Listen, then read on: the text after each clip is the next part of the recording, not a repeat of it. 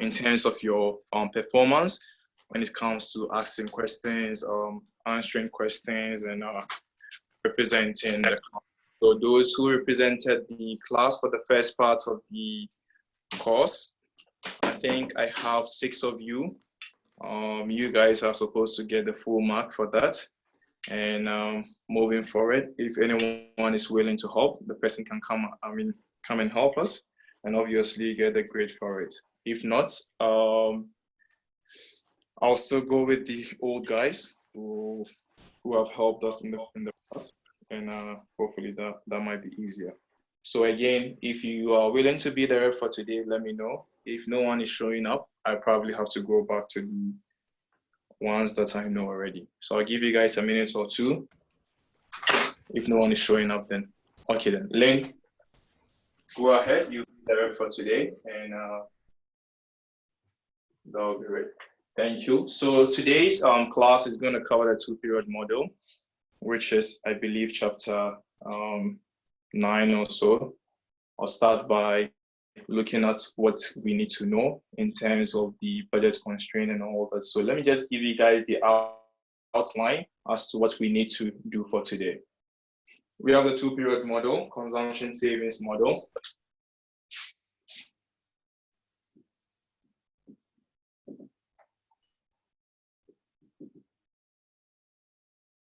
So this is our model for today. The first thing I would like to look at is your budget constraint. The budget constraint, the individual that is involved. So get to know the budget constraint. Is anyone who join in with the phone? If you join in with your phone, please switch your phone off. Phoebe Chan, take your phone. Your microphone, sorry. Sibyl Jiang, please take off your microphone. Yeah. It's been echoing back. So those who came in with their microphone on, please take it off. Lynn is the only one to have her microphone on for today because she is representing the class. And if anyone should have a question, please send it to the chat and she'll be able to help us with it. There's a question. When will you get our midterm grade? It was supposed to be before the start of today's class, but I haven't heard from your TA. Hopefully he'll get back to me. I graded the bonus question and the question on, I believe, the one-sided search model. Those are the 2 questions that I graded, and I don't know, most of you did very well. And yeah, most of you did very well in terms of those 2 questions. I don't know about the rest. Hopefully when he gets back to me, I'll let you guys know. And did you guys have any concern as to the nature of the midterm? Was it clear? Was it confusing? Was it too much? Was it outside of the materials that we taught? Let me know your concerns. You can send it to the chat. Do you guys think it was fair? It wasn't fair? Let me know. Anyone with any comments on the midterm, let me know before we begin with today's class. Len, is there any comment in there? They say it was fair. Questions were all fair, but it was distracting with all the background noise, which I agree as well. Okay, so hopefully we'll work around it. I'll work around that. So with the background noise, what do you mean by that? Is it me checking the card and what's not? Is that the background noise you guys are talking about? Yes, that's the background noise. Checking the cards and people giving feedback on whether they can't find their cards or the screen. Like there was just constant conversation. Okay. And share screen came up on someone's screen every time. Like every time someone shared a screen. Okay. Okay. And I'll work around that. I'll probably have to see what we can do. And yeah. Okay. But I hope that didn't eat much into your time. Did it went too much into your timing, guys? Did it eat into your time? Time was okay. Okay. Yeah, there's enough time. Good. So I'll work around this hopefully next time around. So we look at comparative stats. Yeah, increase in income and all that. We look at government.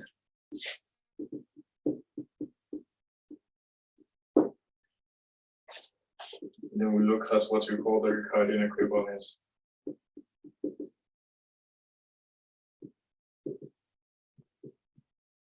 So these are the 5 important things that I would like you guys to keep an eye on when you read chapter, I think chapter 9. Get to know how to formulate the budget constraint for the individual household, given the fact that we now have 2 period model. Also get to know how to solve the problem for the household. So solving the problem for the household is consistent with what we saw in chapter 4. Here, if you understand how to use a Lagrangian, then things become much easier for you to solve. So get to know how to solve the problem. When you're done solving the problem, get to know how to run your comparative stats. What happens to consumption when one particular variable goes up? What happens to consumption when interest rate goes up and all that?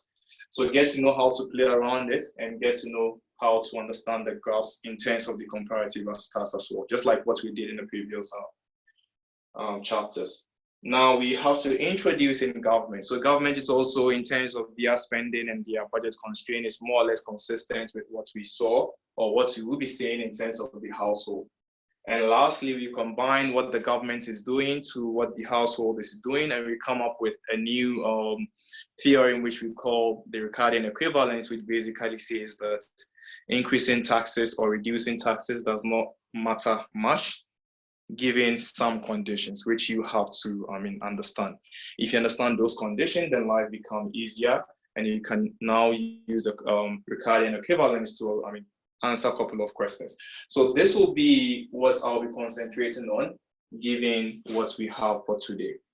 If you have any question or any concern, please let me know before I start with the budget constraint. Is there anyone with a question there? No questions. So let's quickly see. We start by looking at the budget constraint of the individual, and let's see how that plays out. So one thing I also realized was that in terms of grading your midterm, some of the math equations that I asked for the bonus question, most of you were very brief. So I gave you 4 out of 5. And some of you went a step ahead to make it look a bit more presentable, which gave you the total score. So given what we have moving forward for your quizzes and finals, when you have an equation to solve, please put in some time if you have extra time to work on it. So that would be my advice for the equations. So talking about equations, I'm going to start with the equation for today, which is on the budget constraint of the household. So remember, here an individual lives in 2 periods. That's why we call it 2-period consumption savings. So he lives in 2 periods. He makes a decision as to how much to consume for today. He makes a decision as to how much to consume for tomorrow. Unlike chapter 4, where we basically look at his intratemporal decision, where he consumes in terms of C and he consumes leisure. Here we are not looking at leisure. We are basically looking at consumption and savings decision. So in terms of his household, the problem is just the same. He has a consumption which I call C1. C1 represents his consumption for today. So his consumption for today will be the income that he has for today. This income might be coming from the fact that he works to get this income, but for now, let's assume that this guy is endowed. Let's assume that this guy is endowed, which means he's just giving that income without working. If there is a need for me to specify whether it counts from working, I will let you know. But for now, we just assume that this is an endowment given to him. So in period 2 as well, he has his consumption for period 2, which also comes from his income from period 2, which is also an endowment. So these are the 2 basic motivation for us to derive his budget constraint. So let's go back to the first period. He knows for sure that he lives in 2 periods. He knows that in the second period he might be old. So given the fact that he's going to grow old in the second period, he's trying to make some decisions that will come in to help him. So technically, instead of consuming everything that he has today, he's going to make a decision that, hey, I'm not going to consume everything. I'm going to save some part of it, which we call S. So he consumes part, he saves the rest, that will be part of his income. Now that he's old, he's only given this amount of income. But remember, he has already made a decision to save something for the future. So that savings decision that he made is going to come in here and help him. So there's an additional savings that he's going to get when he gets old. Now, the problem here is whenever you go to a bank or whenever you save something, there's a promise of an interest rate that comes with it. So when you grow, your savings is there for you. In addition to your savings, you also get an additional interest rate that comes with it, which is R. So this becomes his future consumption. This becomes his current consumption. Is there any question in there, Elaine? No question so far. So now that we understand his consumption, to make life easier, instead of making this 1 plus R, why not just use a big R to represent everything here? So consumption for tomorrow now becomes C2 equals Y2 plus S multiplied by big R to make our lives easier. Now the math here is going to look much simpler. We just have to make S the subject of the equation. So we now have C2 minus Y2 all over big R. That will give us his savings. So I just made this savings the subject of the equation. So this guy here is just this guy, and I just got it from this equation. So this becomes the savings that he has for period 2. Now that we have his savings, we can quickly go back here, back to his period 1 decision. We now know what the savings is. Remember, savings can be represented as C2 minus Y2 all over big R. So I go back here, wherever I see savings, I replace it with that. So this equation now becomes C1 plus, I know what my savings is, C2 minus Y2 all over big R equals Y1. So if this is my equation, I can then go ahead and solve for this. Put all the C's on one side, put all the Y's on one side, and I have my budget constraint. So this one becomes C1 plus C2 all over big R equals Y1 plus Y2 all over big R. Now this becomes his lifetime budget constraint. Is there anyone with any question in there? So this will be the basis of our discussion for today. Get to know how we derive his budget constraint. Questions? No questions. Good. So the question here is, if I'm to change the setup such that his income, he should pay taxes from his income. So you have to take away taxes. So this now becomes minus T, Y minus T1, which is the taxes they take away from him in period 1, and Y2 minus T2, which is the taxes that we take away from him from period 2, all divided by R.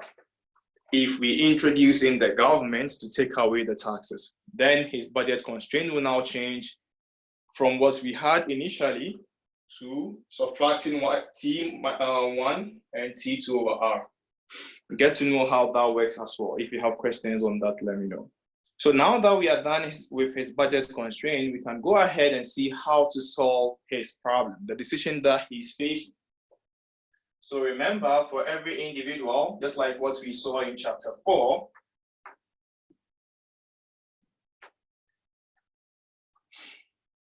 the problem that they solve is mostly this. They maximize their utility, which is, remember, this guy is now going to be C1, his consumption for period 1. Instead of this guy being L, he's no more going to be L, he's going to be C2 because we now have 2-period consumption, subject to his budget constraint. And we already know his budget constraint. So he picks his C1 and he picks his savings or whatever we think he might pick. For the utility function, we saw a couple of utility functions earlier. One of the utility ones that we will use here is this guy here. His utility comes from the fact that he has satisfaction from consuming today plus a certain satisfaction from consuming tomorrow. But the question here is, as individuals or as consumers, do we value today the same as the way we value tomorrow? And then the answer here is no, because we value today more and we discount the future. Future is not as valuable to us compared to today. So instead of using this equation, we have to bring in the fact that we value tomorrow, but we value tomorrow with a lesser proportion. So beta is less than 1. So this becomes a new utility function that we have to solve. For his budget constraint, we just saw the nature of the budget constraint, which was C1 plus C2 all over 1 plus R, or just all over R to make life easier, equals Y1 minus C1 plus Y2 minus C2 all over R. This is his budget constraint. This is his utility. Given the two, we can now solve his problem using the Lagrangian. So the setup for the Lagrangian, just like what we saw earlier, is going to be L, which is the Lagrangian, the utility function, which is C1, C2, plus lambda, the budget constraint. So if you know the setup for the Lagrangian, you place this guy back to the utility function, you place the budget constraint back to this side, we solve for it. You get to see what C1 is going to be, and you get to see what C2 is going to be. So let me quickly go back and solve the Lagrangian, just by way of a reminder. We know our utility function, we know the budget constraint. So this is going to be the Lagrangian. I have L. Sorry. Sure. Can you explain the intuition behind beta again? So beta. Sure. So beta, remember, C1, C2. This is how much we value today's consumption plus tomorrow's consumption. If I don't put anything here, the whole idea will be that I value consumption for today the same way I value consumption for tomorrow. But will that be a good assumption to make as individual? Do you believe that as a consumer, you value today the same as you value tomorrow? Or do you think that people are more inclined towards having a higher, having a higher value for today compared to tomorrow, right? So you might have an individual whose beta is less than 1. You might have an individual whose beta is greater than 1. And you might have an individual whose beta is equal to 1. This guy here does not value tomorrow that much. He values today more than tomorrow because the beta is less than 1. This guy here values tomorrow more than today because he's more patient, and then he prefers to have more consumption tomorrow compared to today. And this guy here values tomorrow the same thing as he values today. So that's the definition of the beta, or what the parameter stands for, how you value today compared to tomorrow. Is that okay, Lynn? So the setup C2 will never be as favorable as C1. The setup, what will be the intuition behind the question? Oh, yeah, that's what I mentioned here, right? That's what I mentioned here. Good. This guy here values tomorrow, but not as he values for today. So it depends on the quiz question. If I change it and I ask you guys to do a couple of comparative stats, that's where your intuition will come in, right? But for now, I'm going to assume that this guy is less than 1. Is that okay, Lynn? Yeah, it's okay. Understood. So we have the utility function given to us. So we have ln C1 plus beta ln C2 plus lambda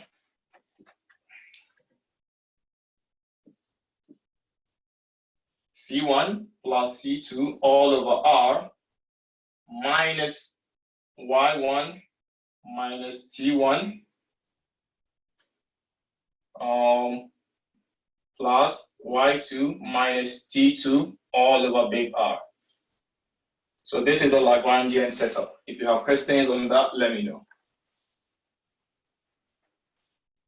So what we did earlier, the L, the C1, this is just going to be 1 over C1 plus lambda equals 0. The L, the C2,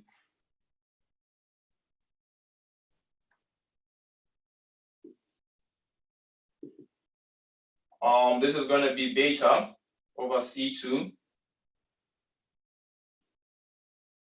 plus 1 over R equals 0, if I'm right. So let me know. Lambda 1 over R equals 0.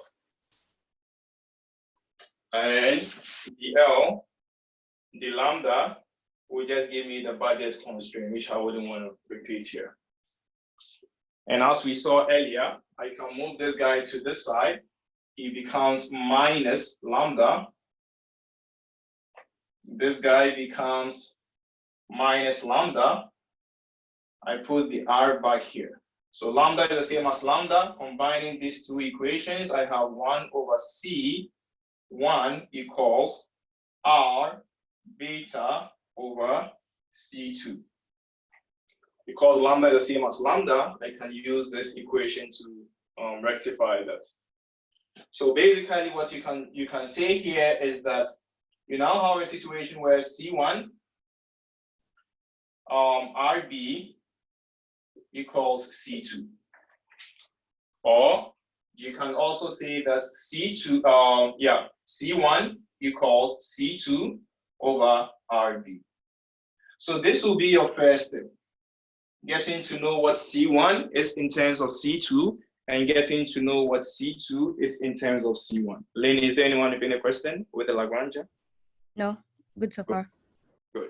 So if we now know the Lagrangian from the first order equations, we know what the utility function is and the budget constraint is. So we're just going to pull this guy back to our budget constraint. So just a reminder that our budget constraint was C1 plus C2 all over R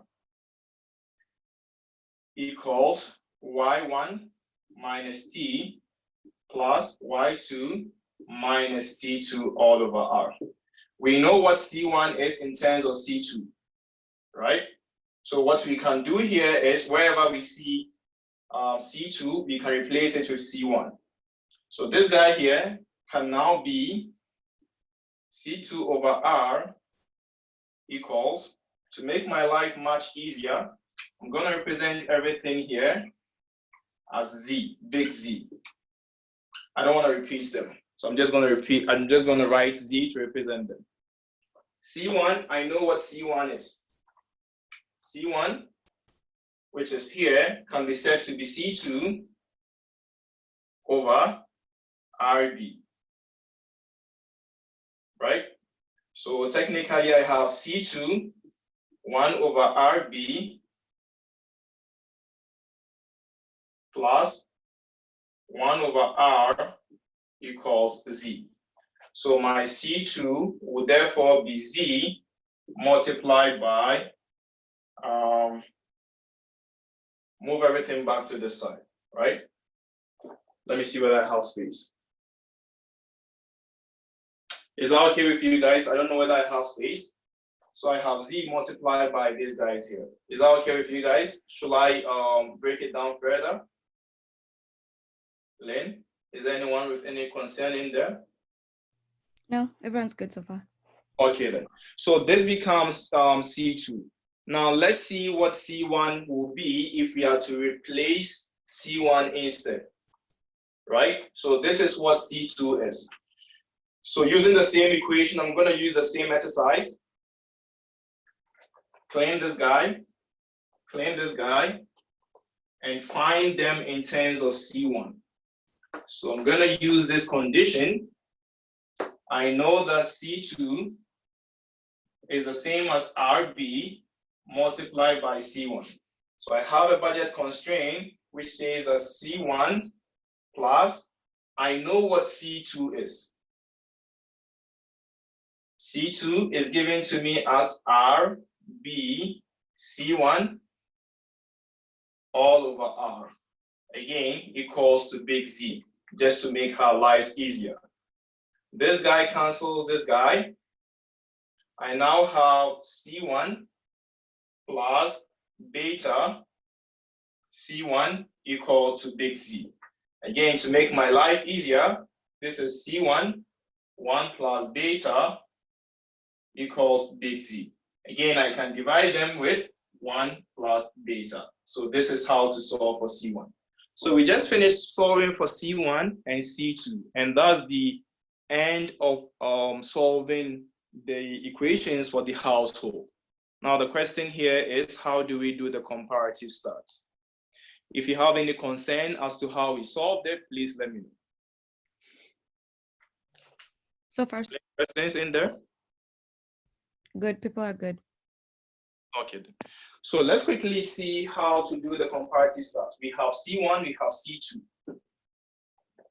And I'm going to come back to Alex's question where he wanted to make the beta more general instead of we limiting it to beta being less than 1. And I believe that's a very good point. So let's quickly see how the beta affect our decision as household. So we have C1 here. Quick question. Answer asking what you wrote at the end. It's unclear. Okay, I'm going to write it again. Sorry. So we had C1 equals, I believe, 1 over beta, 1 plus beta, Y1 minus T plus Y2 minus T all over R. This was our Z. This was when we had C1 plus beta 1. Is that clear now, Alex? Or should I go back to the step before that? Alex? Yeah, they said it's okay. Good. Now, coming back to this guy, let's see what happens. So this is the comparative stats we might be interested in finding. First of all, what happens if beta increases? That is to say, you are becoming very patient. So an individual who is very patient always waits for the future. He doesn't really value today that much. Now let's see whether we can get the intuition from that. When beta goes up, this entire equation comes down, which implies C1 comes down. And that's consistent with the whole argument. So as you become more patient, your consumption for today comes down, whilst your consumption, and given that your consumption for today comes down, what would that imply about your savings? Remember, your consumption for today plus your savings equals YT minus this guy. So if this guy hasn't changed, your income hasn't changed, and your consumption is coming down, what does that imply about your savings? Your income hasn't changed, but your consumption is coming down. What does that imply about your savings? It's going up, right? So that's the whole idea. So when you become more patient, your savings increase. You increase more to help finance your future consumption instead of your today's consumption. Is there anyone with any question in there? Questions? There now. Okay, good. So this is how to do the comparative stats. When you have to come across several stats, let me know if you want to see how that works out and all that, right? One thing I also want to point out here is how your income tends to affect this guy here. How your income tends to affect this guy here. So let me ask a very simple question. If you happen to work for Tim Hortons and you receive a bonus for today of $100, are you willing to consume all the $100 today? Question, guys? No, you might want to save some for tomorrow, right? So that was the whole idea here. You might want to save some for tomorrow, and that's what I would like us to see, how changes in income tends to affect your consumption for today and your consumption for tomorrow. Before we go ahead, an important terminology that we need to use here is consumption smoothing. Given the fact that we almost said no, what we are trying to imply by that is we are doing consumption smoothing. That is to say, we prefer to have either equal amount of consumption for today and then tomorrow, or we are willing to spread our income across our lifetime. So that's the whole idea of consumption smoothing. So whenever there is an increase in income, individuals do respond to it. But how they respond to it is different. Some respond to it differently and others. Alex, no, that wouldn't be the case. It depends on the beta, it depends on the R and all that, right? So it depends on the setting. It wouldn't be the situation where with an increase in Y1, C1 and C2 will increase at the same level. No, it will depend on a couple of factors, right? Can you repeat the definition of income smoothing? So consumption smoothing means the response varies across individuals? So consumption smoothing means that as an individual, getting to know that you live for 2 periods, you are interested in smoothing your consumption across board. That is to say, you don't want a situation where you consume everything today and you end up being a pauper tomorrow. Or you don't want to be in a situation where you starve yourself to death today and you have a lot of income tomorrow, right? So when you win a lottery, $1 million, are you going to spend all the $1 million today and be a poor man tomorrow? No.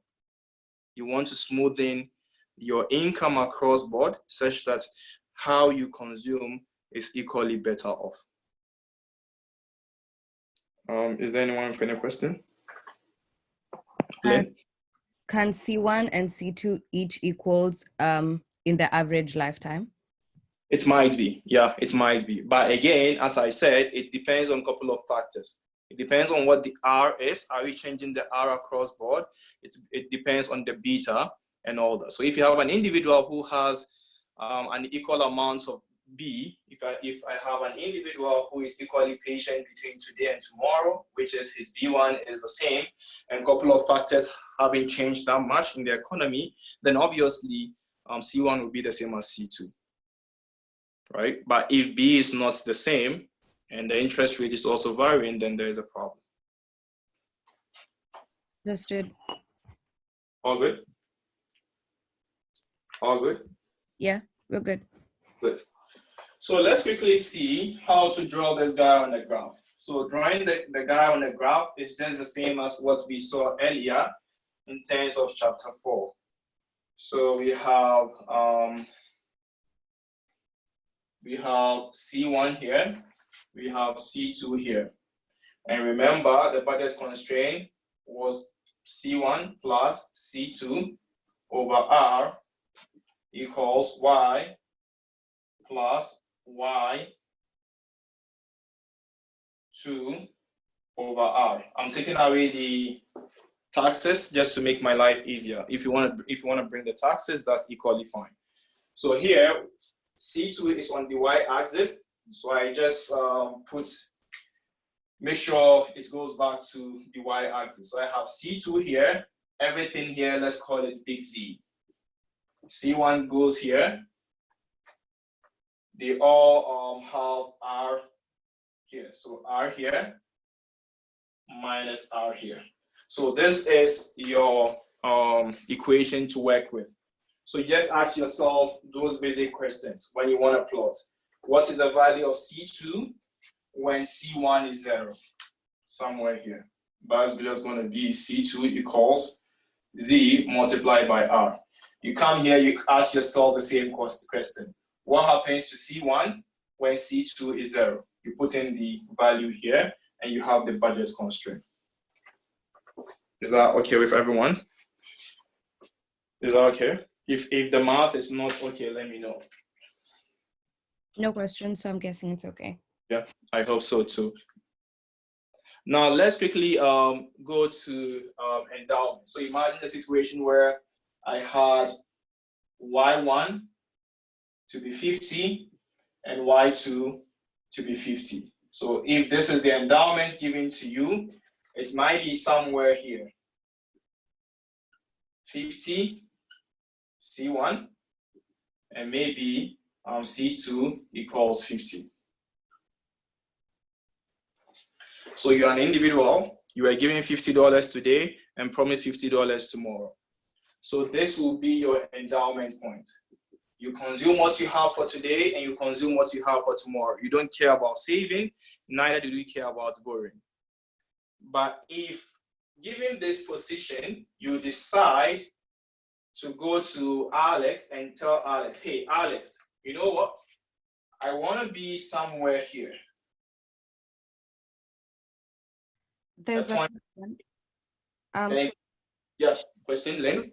Should it be labeled as Y1 and Y2?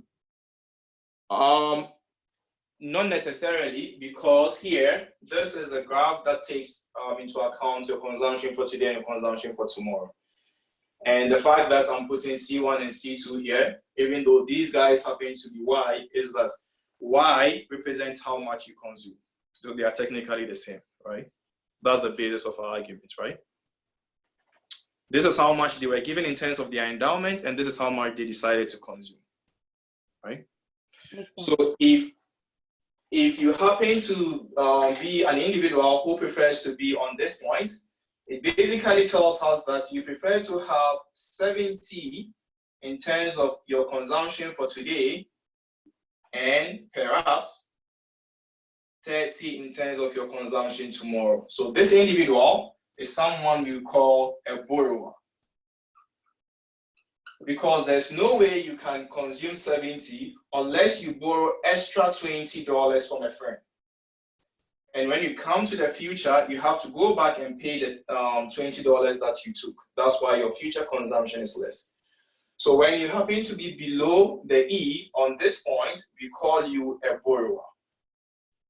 If you happen to be on a point above E, maybe a point like B, then you might be an individual who prefers to consume 30 today and consume much higher tomorrow, maybe 70 tomorrow. So this guy here is what we call a lender or a saver. This is someone who saves. So this is how to understand the graph where the points do fall and what will be their implication. Is there anyone with any question in there? No, we're good. So given that we now understand who a lender is and who a borrower is, we need to go back and do a couple of comparative stats in terms of how they respond to interest rate changes. How would they respond to interest rate change? Would they increase their consumption as interest rate change, or would they keep their consumption the same? So keep that in mind when we talk about a borrower and a lender. So just let's keep that one in mind. Before we go to the borrower and lender, let's quickly have a look at a graph that talks about an increase, a temporal increase in income.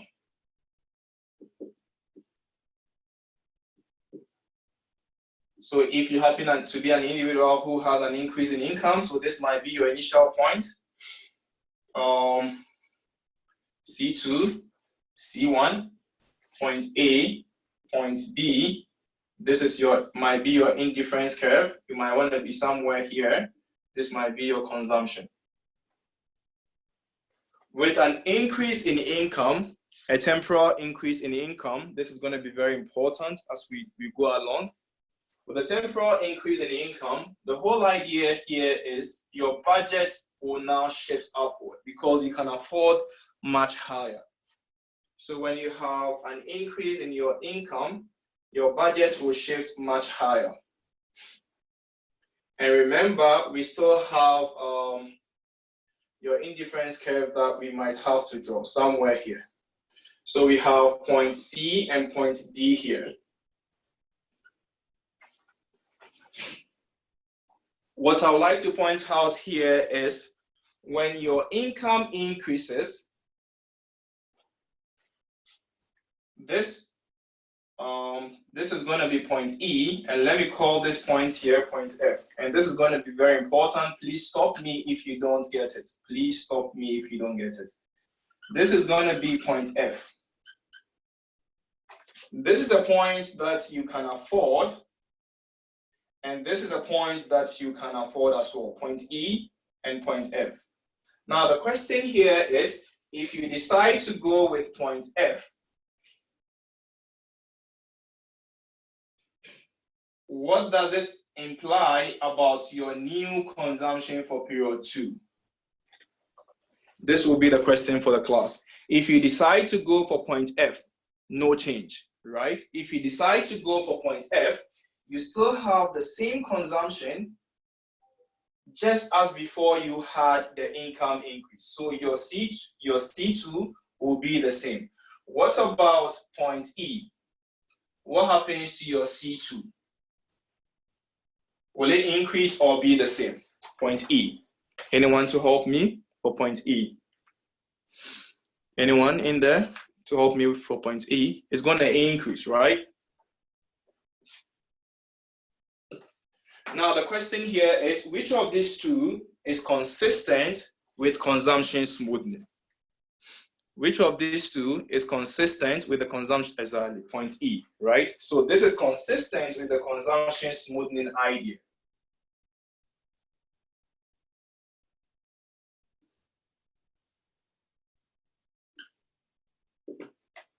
Right?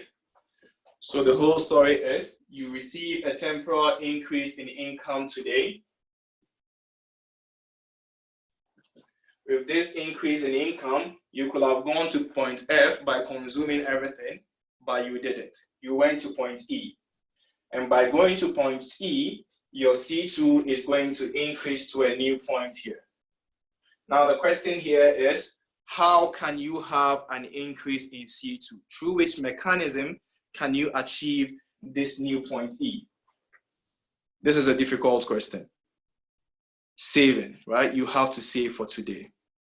You have to save for today. So you can do the same exercise for the situation where there is an increase or temporal increase in income, but for tomorrow. You expect your income to increase for tomorrow. You are an individual who always wants to smoothen his consumption. The question here is, what should you do? And the argument is, you have to borrow. You have to borrow, right? If it's not clear, please draw my attention. So in one situation where the income increase is today, you have to save. And in the situation where there's a temporal increase in income expected for tomorrow, you have to borrow. For tomorrow, you have to borrow. For today, you have to save. In order to ensure consumption smoothing,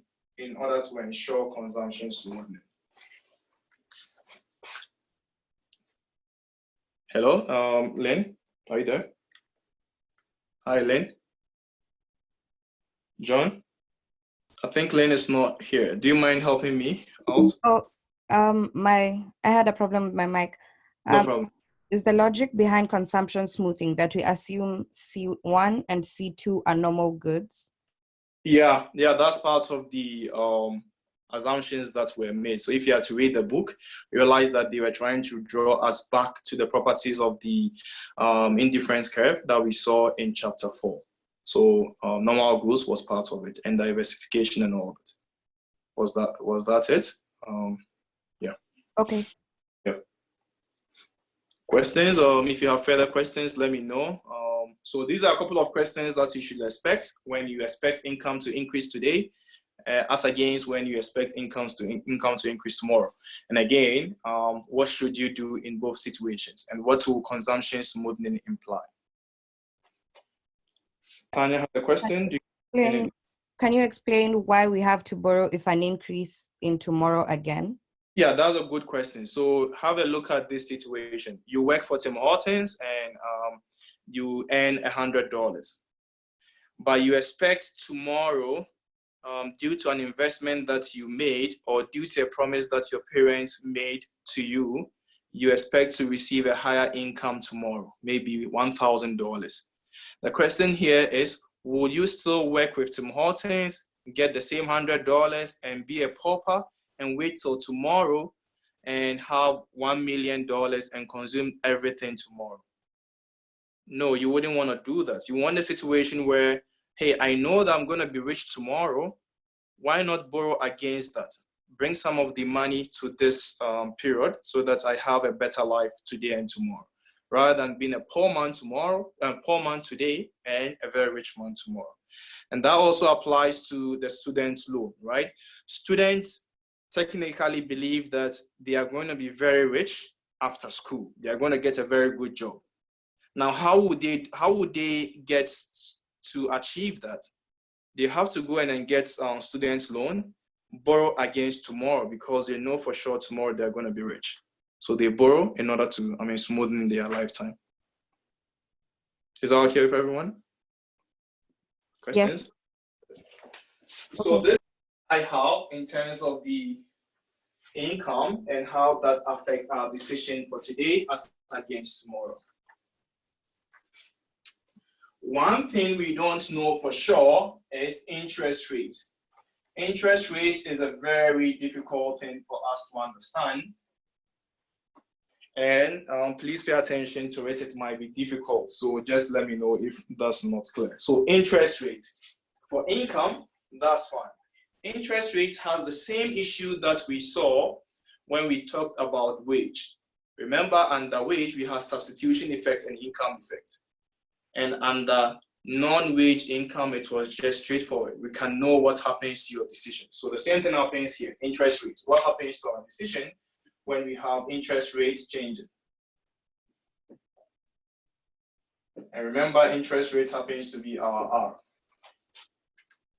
Here, there are two things that we need to get on board. We need to understand your situation. Are you a saver or a lender? Or are you a borrower? And let's assume interest rate is increasing. What happens to our decision? If you happen to have interest rates, as I pointed out earlier, there are two factors that play most important role here. Income effects. And the new factor here is substitution effect. The same thing applies to this guy here. We have income effects and we have substitution effect. When you happen to be a saver and there is an increase in income, your consumption for today and your consumption for tomorrow might be affected. The same thing applies here. C1 as against C2. If I have, now make sure you stop me if it's not clear. If I happen to be a saver, I have a lot of money with me, and I go to the bank and the bank goes like, hey, we are now going to promise you a much higher interest rate. The question here is, are you going to save more or less? Anyone? I think bank save more. More. The bank goes like, I'm going to give you more interest. So given that, the intuition here is you substitute away from today by consuming less today. And remember, whenever you consume less today, it implies that you are saving more, right? And what happens to your consumption for tomorrow? So you are substituting away from today to tomorrow. Goes up, right? Now, what happens to your income effect? You are a saver. What happens to you as a saver whenever interest rate goes up? Are you going to be happy or not happy? Anyone to help me? It goes up, right? So technically, as an individual who happens to be a saver, whenever interest rate goes up, your income effect implies that you now have much to consume in terms of today and tomorrow, right? Now the question here is, overall, what happens to your consumption for today? Anyone to help me? What happens to your consumption for today? Ambiguous, right? Your consumption for today is ambiguous because this guy here is going up whilst this guy here is coming down. So your consumption for today, we don't know. What happens to your consumption for tomorrow? We know for sure. Your consumption for tomorrow goes up, whilst your consumption for today, we don't know. Why does an increase in savings rate mean an increase in the income effect in the consumption for today? Oh yeah, that's a good question. So imagine a situation where you had $100 and then you were given 10% interest rate, right? Now, the same $100 can fetch you 50% interest rate. Overall, are you a richer person or a poorer person? Richer. And if you are a rich person, for what happens to your consumption today and tomorrow? You would like to smoothen your consumption, right? Oh, I understand. Today and tomorrow also goes up, right? So that's the whole idea behind that.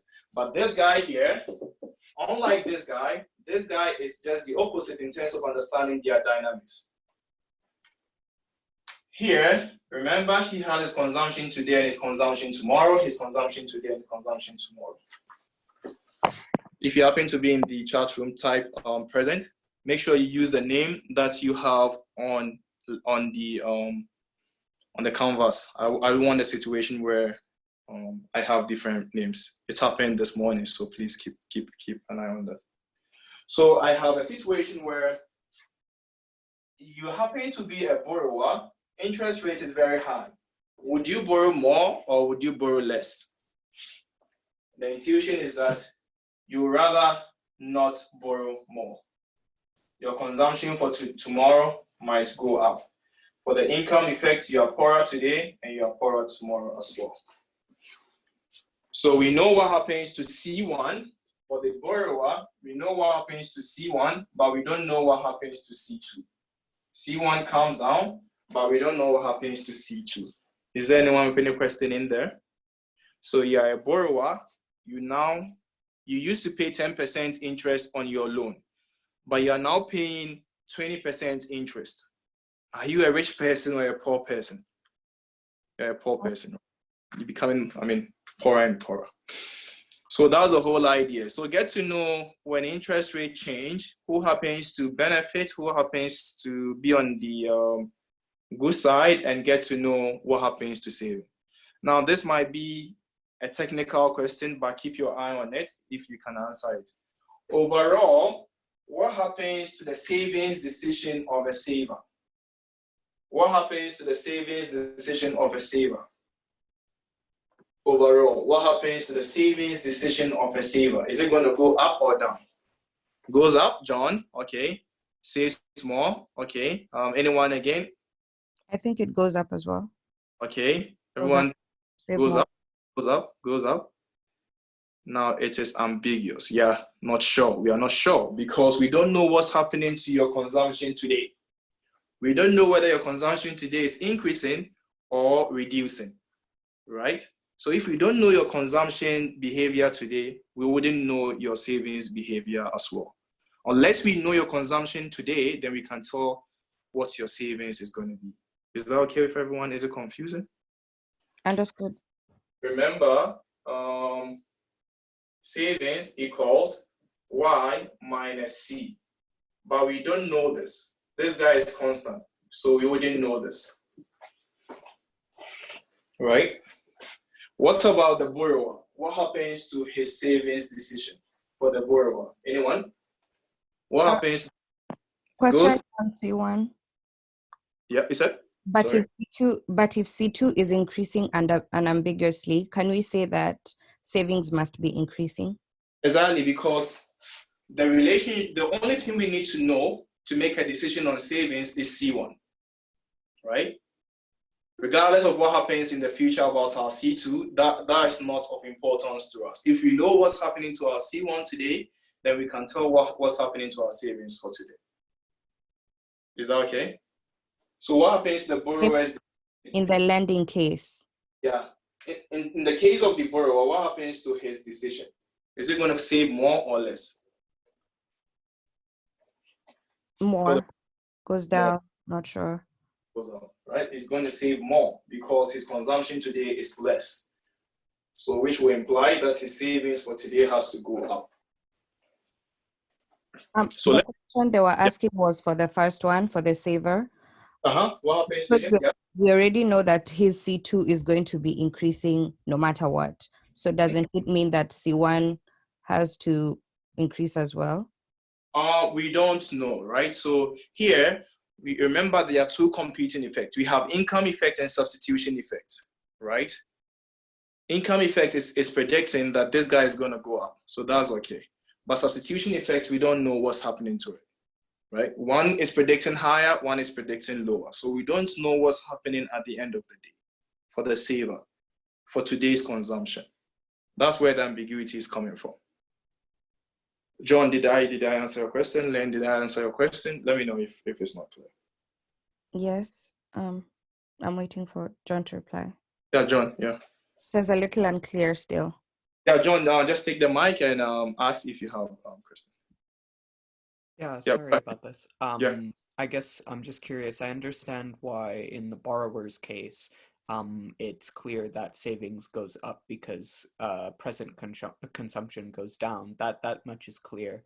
But in the saver's case, we can make the same unambiguous judgment on the part of C2 because we know that for sure C2 is going up.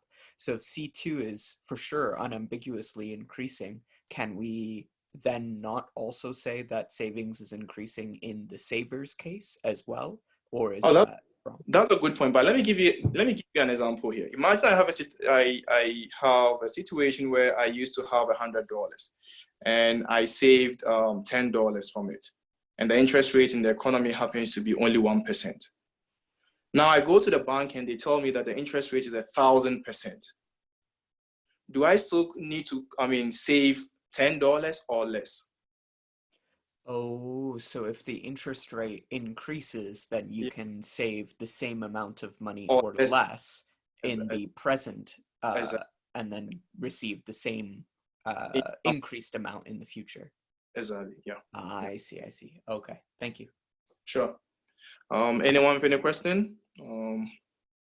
Questions? No questions so far. Okay. I haven't received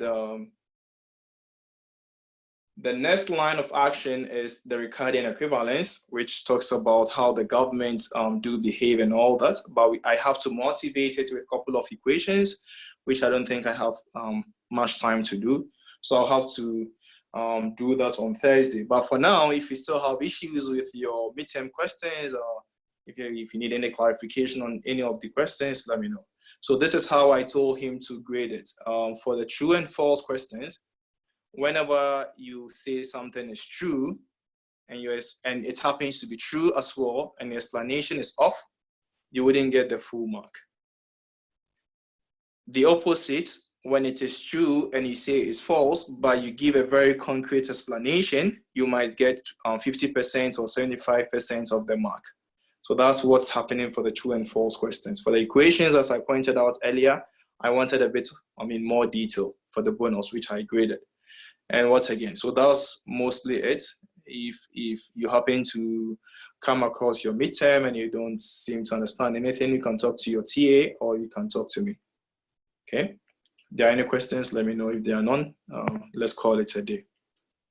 Questions? So if your explanation is wrong, then you get part marks? Maybe one out of 4. And a question for me. When you said the production function is Z, were we supposed to convert it to the production function we discussed in class with Z, K, and L? Yeah, the Cobb-Douglas. So the production function was Cobb-Douglas, and the Z represents the productivity in front of any Cobb-Douglas function. Yeah. Understood. Yeah. Um, Questions? no more Okay. questions. Sure. See you guys next week, and thank you very much, Lynn. Bye-bye. Okay, bye.